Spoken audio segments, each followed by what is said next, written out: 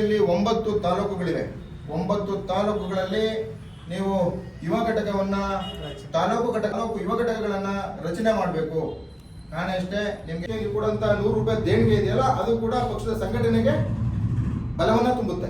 ರಾಜ್ಯದಲ್ಲಿ ಪ್ರಾಮಾಣಿಕವಾಗಿ ಪ್ರಾದೇಶಿಕ ಪಕ್ಷ ಏನಾದರೂ ಇದೆ ಅಂತಂದ್ರೆ ಅದು KRS ಪಕ್ಷ ಮಾತ್ರ. ದುಡ್ಡು ಕೊಟ್ಟು ಎಲೆಕ್ಷನ್ ಗೆಲ್ತಾರೆ, ಅದರ ವಿರುದ್ಧ ಏನಾದರೂ ರಾಜ್ಯದಲ್ಲಿ ಏನಾದ್ರು ತೊಡೆ ತಡ್ತಾ ಇದೆ ಅಂದ್ರೆ ಅದು KRS ಪಕ್ಷ ಮಾತ್ರ. ಏನು ಹೋರಾಟಗಳನ್ನ ಮಾಡ್ತಾ ಇದೆ, ಆ ಹೋರಾಟಗಳಿಗೆ ಸಂಪೂರ್ಣವಾಗಿ ಅವರು ಬೆಂಬಲವನ್ನ ಕೊಡ್ತಾ ಇದ್ದಾರೆ. ನೋಡಿ, ಇವತ್ತು ನಮ್ಮ KRS ಪಕ್ಷದ ಸಿದ್ಧಾಂತವನ್ನ, ಹೋರಾಟವನ್ನ ಬೆಂಬಲಿಸಿ ಪ್ರಾಥಮಿಕ ಸದಸ್ಯತ್ವವನ್ನು ನಮ್ಮ ಸರಗೂರಿನ ಟಿ ನರಸೀಪುರ ತಾಲೂಕಿನ ರೈತ ಮುಖಂಡರು, ಅವರು ಜಿಲ್ಲಾ ರೈತ ಮುಖಂಡರು, ಹಾಗೆ ಆ ಸರಗೂರಿನ HD ಕೋಟೆ ಅಲ್ವಣ, HD ಕೋಟೆ ತಾಲೂಕಿನ ರೈತರು, ಅವ್ರಿಗೆಲ್ಲರೂ ಕೂಡ ಬರ್ತಾ ಇದ್ದಾರೆ. ಏನು ಉದ್ದೇಶ? ಈ ಕಾಂಗ್ರೆಸ್ಸು, BJP, JDS ಹೊರತುಪಡಿಸಿ ರಾಜ್ಯದಲ್ಲಿ ಪ್ರಾಮಾಣಿಕವಾಗಿ ಪ್ರಾದೇಶಿಕ ಪಕ್ಷ ಏನಾದರೂ ಇದೆ ಅಂತಂದ್ರೆ ಅದು KRS ಪಕ್ಷ ಮಾತ್ರ, ಅಂದರೆ ಕರ್ನಾಟಕ ರಾಷ್ಟ್ರ ಸಮಿತಿ ಪಕ್ಷ ಮಾತ್ರ. ಆದ್ದರಿಂದ ಇವತ್ತು ಈ ಮೀಟಿಂಗ್ ಕರೆದಿರೋ ಉದ್ದೇಶ ಏನು ಅಂದರೆ,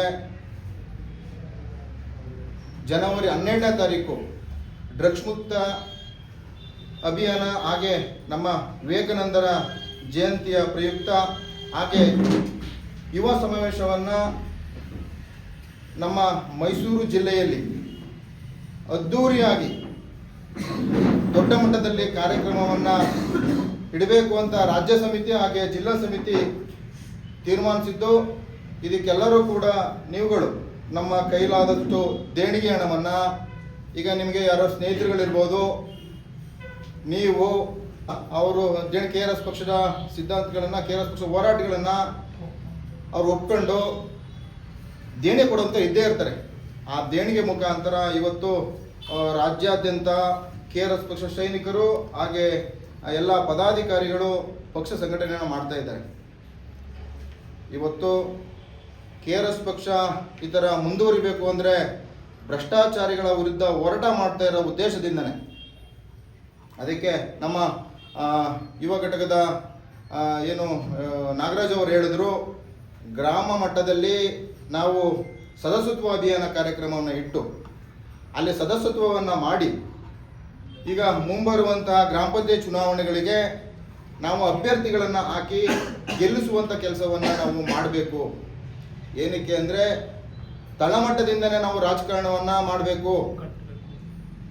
ನಾವು ಪ್ರಾಮಾಣಿಕವಾಗಿ ಈಗ ಜನರಿಗೆ, ಈಗ ಯೂಟ್ಯೂಬ್ ಆಗಲಿ ಫೇಸ್ಬುಕ್ ಆಗಲಿ ಕೆಲವರು ನೋಡಲ್ಲ, ಮನೆಯಲ್ಲಿರೋಂಥ ಮಹಿಳೆಯರು, ರೈತರು, ಕೆಲವು ರೈತರುಗಳು, ಕೆಲವು ಜನಗಳು ಮೊಬೈಲ್ ಇರಲ್ಲ ಅವ್ರ ಹತ್ರ. ಅದಕ್ಕೋಸ್ಕರ ನಮ್ಮ ಟಿ ಶರ್ಟ್ಗಳನ್ನು ಹಾಕಿ ನಮ್ಮ ಪಕ್ಷದ ಸಿದ್ಧಾಂತಗಳನ್ನು ಅವರಿಗೆ ಹೇಳಿ, ನೀವು ಏನು 500,000 ಏನು ದುಡ್ಡನ್ನ ಕೊಡ್ತಾರೆ ರಾಜಕೀಯದ ಪುಡಾರಿಗಳು, ಅವರ ಅಂತಸ್ತನ್ನು, ಅವರ ಏನೋ ದುಡ್ಡಿದೆ ನನ್ನ ಹತ್ರ, ನಾನು ಗೆಲ್ತೀನಿ, ನಾನು ಹಣದಿಂದನೇ ಗೆಲ್ತೀನಿ ಅನ್ನೋದನ್ನ ಏನು ಅವರು ನಿಂತು ಅವರು ದುಡ್ಡು ಕೊಟ್ಟು ಎಲೆಕ್ಷನ್ ಗೆಲ್ತಾರೆ, ಅದರ ವಿರುದ್ಧ ಏನಾದರೂ ರಾಜ್ಯದಲ್ಲಿ ಏನಾದ್ರು ತೊಡೆ ತಡ್ತಾ ಇದೆ ಅಂದರೆ ಅದು KRS ಪಕ್ಷ ಮಾತ್ರ. ಅದಕ್ಕೋಸ್ಕರನೇ ಹೇಳ್ತಾ ಇರೋಂಥದ್ದು, ಇವತ್ತೊಂದು ದಿನ ನಾವು ರಾಜ್ಯದಲ್ಲಿ ಪ್ರತಿಯೊಂದು ಯಾವುದೋ ಒಂದು ನಮ್ಮ KRS ಪಕ್ಷದಿಂದನೇ ನಿಂತು, ನಮ್ಮ ಬೆಳಗಾವಿಯಲ್ಲಿ ಗೆದ್ದದ್ದು ಒಬ್ಬರು ಮಹಿಳಾ ಸದಸ್ಯರು ಗೆದ್ದರು. ಅದೇ ಥರ ಈಗ ಬರುವಂಥ ಚುನಾವಣೆಗಳಲ್ಲಿ ನೀವುಗಳು ಕೂಡ ನಿಲ್ಬೇಕಾಗ್ತದೆ.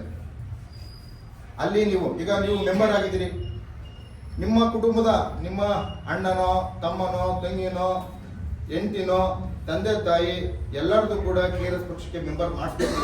ನೀವು ಒಬ್ಬರೇ ಮೆಂಬರ್ ಆದರೆ ಸಾಲದು. ಯಾಕಂದ್ರೆ ನಮ್ಮ ಕುಟುಂಬದಲ್ಲೆಲ್ಲರನ್ನೂ ನಾವು ಮೆಂಬರ್ಸ್ ಮಾಡಿಸಿದಾಗ ಅಲ್ಲಿ ಬರುವಂಥ ದೇಣಿಗೆ ಹಣದಲ್ಲಿ, ಅಲ್ಲಿ ಬರುವಂಥ ಜನಸಂಖ್ಯೆಯಲ್ಲಿ ಹೆಚ್ಚಾಗ್ತದೆ. ಆಮೇಲೆ ನಮ್ಮ ಪಕ್ಷಕ್ಕೆ ಕೊಡುವಂಥ 100 ರೂಪಾಯಿ ದೇಣಿಗೆ ಇದೆಯಲ್ಲ, ಅದು ಕೂಡ ಪಕ್ಷದ ಸಂಘಟನೆಗೆ ಬಲವನ್ನ ತುಂಬುತ್ತೆ. ಆಯ್ತಾ? ಅದರಿಂದ ನೀವೆಲ್ಲರೂ ಕೂಡ ಈ ಕೆಲಸವನ್ನ ಮಾಡಿ. ಇವತ್ತು ಸೇರಿರೋ ಉದ್ದೇಶ ಅಂದ್ರೆ, ಇವತ್ತು ಹಂಗೆ ನಮ್ಮ ಯುವ ಘಟಕನ ರಚನೆ ಮಾಡಬೇಕು. ಮೈಸೂರು ಜಿಲ್ಲೆಯ ಗ್ರಾಮಾಂತರ ಘಟಕವಾದಂಥ ಯುವ ಘಟಕವನ್ನು ರಚನೆ ಮಾಡಬೇಕು. ಯುವ ಘಟಕ ರಚನೆಯಲ್ಲಿ ನಮ್ಮ ಏನು ನಾಗರಾಜ್ ಇವರು ಇದ್ದಾರೆ, ಗುಂಗಲ್ ಚಂದ್ರ ನಾಗರಾಜ್ ಅವರು, ಬರೀ ನಾಗರಾಜ್ ಅವರು, ಇವರು ಮೈಸೂರು ಯುವ ಘಟಕದ ಗ್ರಾಮಾಂತರ ಜಿಲ್ಲಾಧ್ಯಕ್ಷರಾಗಿ ಇವ್ರನ್ನ ಆಯ್ಕೆ ಮಾಡಿದ್ದೇವೆ. ಹಾಗೆ ಮನು ಅವರು ಜಿಲ್ಲಾ ಗ್ರಾಮಾಂತರ ಪ್ರಧಾನ ಕಾರ್ಯದರ್ಶಿಯಾಗಿ ಇವ್ರನ್ನ ಆಯ್ಕೆ ಮಾಡಿದ್ದೇವೆ. ಹಾಗೆ ಚಂದನ್ ಕುಮಾರ್ ಇವ್ರನ್ನ ಮೈಸೂರು ಜಿಲ್ಲೆಯ ಗ್ರಾಮಾಂತರ ಉಪಾಧ್ಯಕ್ಷರಾಗಿ ಇವ್ರನ್ನ ಆಯ್ಕೆ ಮಾಡಿದ್ದೇವೆ. ಹಾಗೆ ನಾಗರಾಜ್ ಅವರು ಉದ್ಭವ್ ಇವರನ್ನು ಕೂಡ ಕಾರ್ಯದರ್ಶಿಯಾಗಿ ನಾವು ಆಯ್ಕೆಯನ್ನು ಮಾಡಿದ್ದೇವೆ. ಹಾಗೆ ಅಬ್ದುಲ್ ರೆಹಮಾನ್ ಇವ್ರನ್ನು ಕೂಡ ಯುವ ಘಟಕದ ಕಾರ್ಯದರ್ಶಿಯಾಗಿ ಆಯ್ಕೆ ಮಾಡಿದ್ದೇವೆ. ಹಾಗೆ ವೆಂಕಟೇಶ್ ಇವರನ್ನ ಸಂಘಟನಾ ಕಾರ್ಯದರ್ಶಿಯಾಗಿ ನಾವು ಆಯ್ಕೆಯನ್ನು ಮಾಡಿದ್ದೇವೆ. ಇವತ್ತು ರಾಜ್ಯದಲ್ಲಿ KRS ಪಕ್ಷದ ಸದಸ್ಯತ್ವವನ್ನು ಹೆಚ್ಚಿನ ರೀತಿಯಲ್ಲಿ ಯುವ ಸಮೂಹ ಪಡ್ಕೊತಾ ಇದೆ. ಕಾರಣ ಇಷ್ಟೇ, ಏನು ರಾಜ್ಯದಲ್ಲಿ ಏನು ಕೆಲಸಗಳು ಏನು ರಾಜ್ಯ ಸರ್ಕಾರ ಏನು ಅದರ ವಿರುದ್ಧ ನಿರಂತರವಾಗಿ ಹೋರಾಟವನ್ನ KRS ಪಕ್ಷ ಮಾಡ್ತಾನೆ ಬರ್ತಾ ಇದೆ. ಅದರಿಂದ ಯುವ ಸಮೂಹಕ್ಕೆ ಹೆಚ್ಚಿನ ರೀತಿಯಲ್ಲಿ ಪ್ರೋತ್ಸಾಹವನ್ನ ಬೆಂಬಲವನ್ನ ನೀಡ್ತಾ ಇರುವಂತದ್ದು ರಾಜ್ಯದಲ್ಲಿ ನಮ್ಮ ರವಿಕೃಷ್ಣ ರೆಡ್ಡಿ ಅವರ ನೇತೃತ್ವ, ಹಾಗೆ ನಮ್ಮ ಕಾರ್ಯಾಧ್ಯಕ್ಷರಾದಂತಹ ರಘು ಜಾಣಗೆರೆಯವರ ನೇತೃತ್ವದಲ್ಲಿ ರಾಜ್ಯಾದ್ಯಂತ ನಾವು ಯುವ ಸಮೂಹವನ್ನ ದೊಡ್ಡ ಮಟ್ಟದಲ್ಲಿ ಬೆಳೆಸಬೇಕು. ಹಾಗೆ ನಮ್ಮ ಯುವ ಘಟಕದ ರಾಜ್ಯ ಅಧ್ಯಕ್ಷರಾದಂತಹ ಜನನಿ ವತ್ಸಲ ಅವರು ಕೂಡ ಯುವಕರಿಗೆ ಮಾರ್ಗದರ್ಶನವನ್ನು ನೀಡಿ ಅವರಿಗೆ ಏನು ನಿಮ್ಮ ಕೆಲಸವನ್ನ ಮುಂದಿನ ಪೀಳಿಗೆಗೆ ಯಾವ ರೀತಿ ಮಾಡಬೇಕು ಅದನ್ನ ನಿಮ್ಮ ಸ್ನೇಹಿತರುಗಳಿಗೆ ನಿಮ್ಮ ಸಂಬಂಧಿಕರುಗಳಿಗೆ ವಿಚಾರಗಳನ್ನು ಮುಟ್ಟಿಸುವಂತ ಕೆಲಸವನ್ನ ನೀವು ಮಾಡಿ ಅನ್ನೋದನ್ನ ಯುವ ಸಮೂಹಕ್ಕೆ ಹೇಳ್ತಾನೆ ಬರ್ತಾ ಇದ್ದಾರೆ. ಆದ್ರಿಂದ ನೀವೆಲ್ಲರೂ ಕೂಡ ಇವತ್ತು ಇವರೆಲ್ಲರನ್ನೂ ಕೂಡ ಯುವ ಘಟಕದ ರಚನೆಯನ್ನ ಇವತ್ತು ಮಾಡಿದ್ದೇವೆ. ನೀವೆಲ್ಲರೂ ಕೂಡ ಬನ್ನಿ ಈ ಕಡೆ ನೋಡಿ, ನೀವೆಲ್ಲರೂ ಪ್ರಾಮಾಣಿಕವಾಗಿ ಮೈಸೂರು ಜಿಲ್ಲೆಯಲ್ಲಿ 9 ತಾಲೂಕುಗಳಿವೆ. 9 ತಾಲೂಕುಗಳಲ್ಲಿ ನೀವು ಯುವ ಘಟಕಗಳನ್ನ ರಚನೆ ಮಾಡಬೇಕು. ಕಾರಣ ಇಷ್ಟೇ, ನಿಮಗೆ ಜವಾಬ್ದಾರಿ ಮೊದಲಿಂದ ನಿಮಗೆ ಜವಾಬ್ದಾರಿ ಹೆಚ್ಚಿನ ರೀತಿಯಲ್ಲಿದೆ. 9 ತಾಲೂಕುಗಳಿಗೆ ನೀವು ಎಲ್ಲರೂ ಕೂಡ ಅಧ್ಯಕ್ಷರು, ಉಪಾಧ್ಯಕ್ಷರು, ಕಾರ್ಯದರ್ಶಿಗಳು, ಸಹ ಕಾರ್ಯದರ್ಶಿಗಳು ಎಲ್ಲರೂ ಕೂಡ ಇದ್ದೀರಿ ಆಯ್ತಾ. ನೀವೆಲ್ಲರೂ ಕೂಡ ಇವತ್ತು ಮುಂದಿನ ಜನವರಿ 12ನೇ ತಾರೀಕು ಮೈಸೂರು ಜಿಲ್ಲೆಯಲ್ಲಿ ಯುವ ಸಮಾವೇಶವನ್ನ ದೊಡ್ಡ ಮಟ್ಟದಲ್ಲಿ ನಾವು 2000 ಜನಸಂಖ್ಯೆಯನ್ನ ಸೇರಿಸಿ ದೊಡ್ಡ ಮಟ್ಟದಲ್ಲಿ ಮಾಡಬೇಕು ಅಂತ ಅನ್ಕೊಂಡಿದೀವಿ. ಆದ್ರಿಂದ ನೀವೆಲ್ಲರೂ ಕೂಡ ಅವತ್ತಿನ ನಿಮ್ಮ ಕುಟುಂಬದವರನ್ನು ಕೂಡ ಕರ್ಕೊಬನ್ನಿ, ನಿಮ್ಮ ಸ್ನೇಹಿತರುಗಳನ್ನು ಕರ್ಕೊಬನ್ನಿ. ಇವತ್ತಿಂದಲೇ ನೀವು ಮೆಂಬರ್ಶಿಪ್ ಮಾಡಿಸೋಂಥ ಕೆಲಸಗಳನ್ನು ನೀವು ಮಾಡಬೇಕು. ಅರ್ಥ ಆಯ್ತಾ? ಯಾಕಂದರೆ ಇವತ್ತು ರಾಜ್ಯದಲ್ಲಿ ಯುವಕರೇ ಹೆಚ್ಚಾಗಿರೋಂಥದ್ದು. ಅದರಿಂದ ನೀವೆಲ್ಲರೂ ಕೂಡ ಕೆಲಸ ಮಾಡ್ತೀರಿ ಅನ್ನೋ ಭರವಸೆ ನಮಗಿದೆ. ಆಯ್ತಾ ಚಂದನ್? ಮಾಡಿ, ಓಕೆನಾ? ಮಾತಾಡಿ ಮುನಿಗೆ ನಿಂತ್ಕೊಳ್ಳಿ. ನೀವು ಅಲ್ಲಿ ಒಂದು ಮಾತಾಡಿ, ಯುವ ಘಟಕದ ಬಗ್ಗೆ ಒಂದು ಹೇಳಿ ಮಾತಾಡಿ. ನೀವು ಬಂಧುಗಳೇ, ಎಲ್ರಿಗೂ ನಮಸ್ಕಾರ. ಇವಾಗ ನಮ್ಮ ಜಿಲ್ಲಾಧ್ಯಕ್ಷರು ನನ್ನನ್ನು ಯುವ ಘಟಕದ ಅಧ್ಯಕ್ಷರಾಗಿ ಆಯ್ಕೆ ಮಾಡಿದ್ದಾರೆ.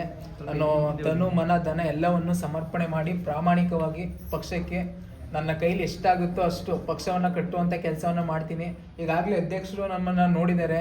ಬೆಂಗಳೂರಲ್ಲಿ ಯಾವುದೇ ಒಂದು ಕಾರ್ಯಕ್ರಮ ಇರ್ಬೋದು, ಅದಕ್ಕೆ ಮ್ಯಾಕ್ಸಿಮಮ್ ಅದಕ್ಕೆ ಆ ಒಂದು ಫಂಕ್ಷನ್ಗೆ, ಆ ಒಂದು ಹೋರಾಟಕ್ಕೆ ನಾನು ಮತ್ತು ಅವರು ಹೋಗುವಂಥ ಕೆಲಸವನ್ನು ಮಾಡಿದ್ದೀವಿ, ಮುಂದೇನೂ ಹೋಗ್ತೀವಿ. ಮತ್ತು ಯುವ ಘಟಕವನ್ನು ಎಲ್ಲ ತಾಲೂಕುಗಳಲ್ಲೂ ರಚನೆ ಮಾಡ್ತೀವಿ ಆದಷ್ಟು ಬೇಗ. ದಯವಿಟ್ಟು ತಾಲೂಕಲ್ಲಿರುವ ಪ್ರತಿಯೊಬ್ಬರು ಅಧ್ಯಕ್ಷರು ಮತ್ತು ಪ್ರತಿಯೊಂದು ತಾಲೂಕಿನ ಎಲ್ಲ ಸದಸ್ಯರು ನಮಗೆ ಬೆಂಬಲನ ಕೊಡಿ. ನಿಮಗೆ ಕರೆ ಮಾಡ್ಕೊಂಡು ನಾವು ಬರ್ತೀವಿ. ನೀವು ಯಾವಾಗ ಫ್ರೀ ಆಗಿದ್ದೀರಾ ಅಂತ ತಿಳಿಸಿ.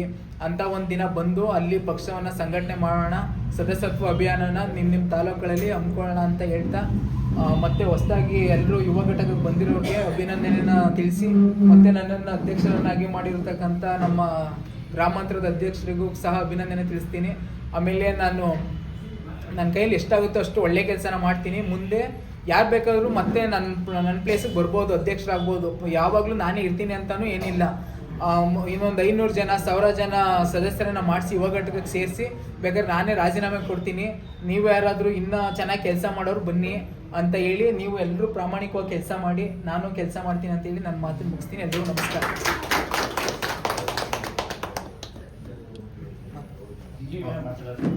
ಚಂದನ್ ಮಾತಾಡ್ತೀರಾ? ಮಾತಾಡಿ.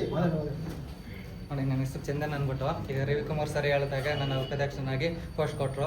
ನಾನು ಹೇಳೋದೇನಂತಂದರೆ, ನಾನು KRS ಪಾರ್ಟಿಯಾಗಿ ನಿಂತು ಎಲ್ಲ ಕಾರ್ಯಕ್ರಮವನ್ನು ಭಾಗವಹಿಸ್ತೀನಿ ಅಂದ್ಬಿಟ್ಟು ನಾನು ಪ್ರಮಾಣ ಮಾಡಿ ಹೇಳ್ತೀನಿ.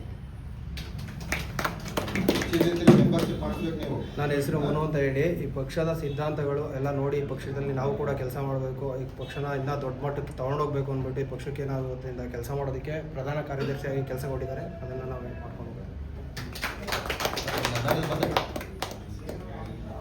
ನನ್ನ ಹೆಸರು ನಾಗರಾಜ್ ಅಂತ. ಸರ್ ನನ್ನ ಹೇಳಿದ್ರು, ಈಗ ಇದು ಮಾಡ್ಬೇಕಣಪ್ಪ, ಈ ಪಕ್ಷಕ್ಕೆ ಸೇರ್ಪಡೆ ಆಗಬೇಕು ಅಂತ ಹೇಳಿದ್ರು. ಅದಕ್ಕೆ ಆಯಿತು ಸರ್, ಸೇರ್ಕೊತೀನಿ ಅಂದ್ಬಿಟ್ಟು ಆ ಪಕ್ಷದಲ್ಲಿ ಬರ್ತಿದ್ದ ವಿಡಿಯೋಗಳು ಎಲ್ಲನೂ ನೋಡಿ ನನಗೂ ಪ್ರೋತ್ಸಾಹ ಬಂತು ಸೇರಬೇಕು ಅಂತ. ಆದ್ದರಿಂದ ನಾನು ಈ ಪಕ್ಷಕ್ಕೆ ಸೇರ್ಪಡೆ ಆದೆ. ಆದರೆ ನನಗೆ ಸರ್ ಕಾರ್ಯದರ್ಶಿ ಹುದ್ದೆ ಕೊಟ್ಟು ಇದು ಮಾಡಿದ್ದಾರೆ.